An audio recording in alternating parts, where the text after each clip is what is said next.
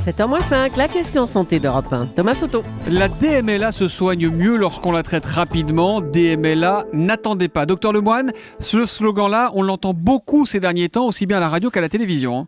Oui, il était temps qu'on en parle. C'est la principale cause de cécité de la personne âgée dans le monde occidental, un véritable fléau de la vieillesse, mais que l'on peut ralentir. Alors, DMLA, c'est l'acronyme de dégénérescence maculaire liée à l'âge. C'est quoi exactement cette maladie ? Eh bien, la macula, c'est le centre de la rétine, qui est à l'œil ce qu'est le film à la caméra. La DMLA détruit donc le centre du film. Vous parliez des personnes âgées, ça peut nous toucher à partir de quel âge ? C'est une maladie du vieillissement. 12% des plus de 60 ans sont atteints, 2 fois plus de femmes que d'hommes. Une personne sur 4 après 75 ans. Et on estime que ce sera 1 sur 2 d'ici 2020 chez les plus de 75 ans. Alors, dans la campagne, on nous dit qu'il faut réagir vite. À partir de quel moment, quels sont les premiers symptômes incontestables qui nous disent là, attention, danger ?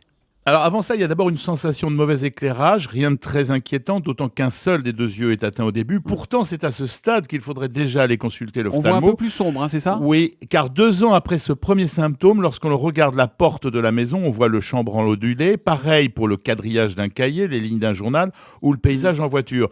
En revanche, la vue latérale est conservée.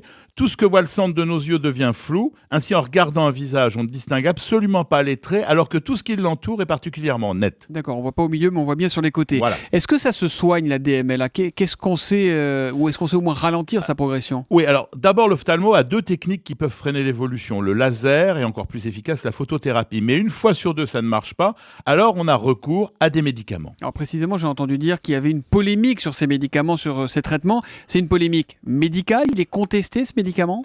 Non, je vais vous faire court. Il existe un médicament efficace qui coûte 900 € par injection. Il en faut plusieurs. Or, on s'est aperçu qu'un médicament plus ancien, utilisé dans le cancer, marche aussi dans la DMLA sans en avoir l'indication officielle. Et lui coûte 30 € l'injection. 30 contre 900, évidemment. Ouais. Ouais. Pour l'assurance maladie, il s'agit du premier poste de dépenses de médicaments avec 438 millions d'euros remboursés en 2013. Alors, la ministre de la Santé, Marisol Touraine, a soumis au Conseil d'État un projet de décret concernant l'utilisation de cet anticancéreux, car seule une décision politique peut forcer la main du laboratoire qui le fabrique.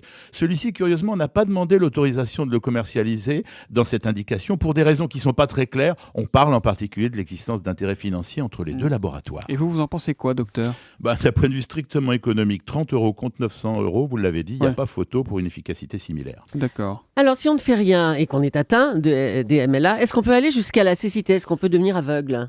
Oui, Julie, il n'y a aucun retour en arrière. La maladie, elle reste soit stable ou elle s'aggrave progressivement, avec parfois un accès brutal.